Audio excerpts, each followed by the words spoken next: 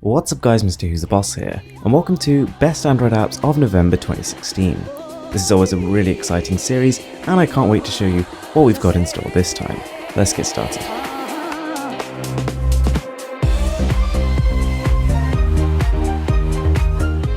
So let's start things off with a simple one. This is Blur Wallpaper, and I barely even need to explain it. It's got a clean interface, and it basically blurs your wallpaper.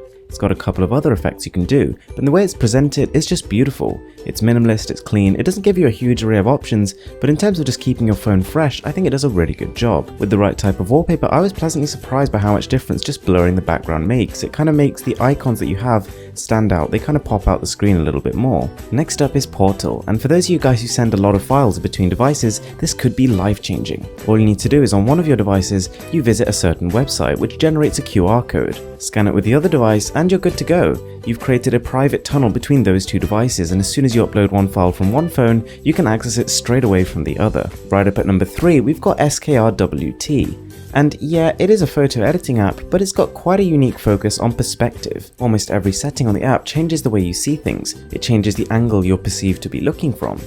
For example, I took a photo of my setup, and then I changed it so that it looked like it was towering above me, and it was convincing. Number 4 is a really handy little tool, and it's called Universal Copy.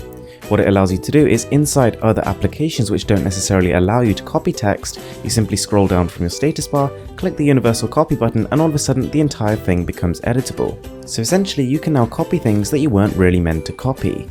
And just one example of how I've used this is in Instagram. So if you want to hashtag a lot of pictures with the same hashtags, you can now use this to copy hashtags and paste them on another one. Next up we've got Flinx, and in a way this is kind of related to the last app because it extends the functionality of applications you already have.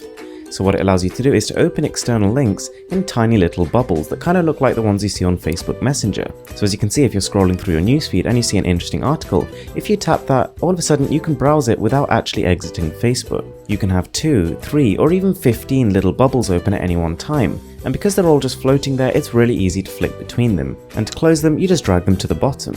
With the launch of its new smartphones, Google has also introduced a brand new wallpaper app. And it's the best one it's ever made. No, it's not exactly got a revolutionary amount of wallpapers, but the live wallpapers in particular are really interesting.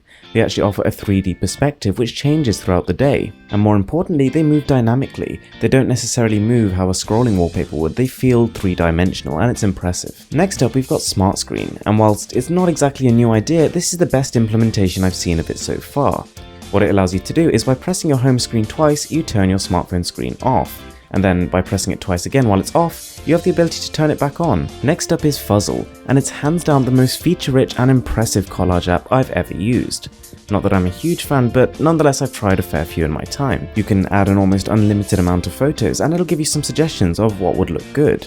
You can then edit the border and individual pictures, and you can apply filters and add stickers. Next up we've got an app that takes your quick settings bar to the next level. This is custom quick settings. What it does is you can add individual tiles, and then you can program those tiles to do different actions. It's so specific that you can even make one press of the tile do one thing and a double press do another. You can open up a specific app or even a URL of your choice. So guys, that's it from me for now. I really hope you enjoyed the video. If you did, be sure to whack that subscribe button. These videos take an absolute age to make, so I would really appreciate it. With that being said, I'm Mrwhosetheboss, and I'm signing out.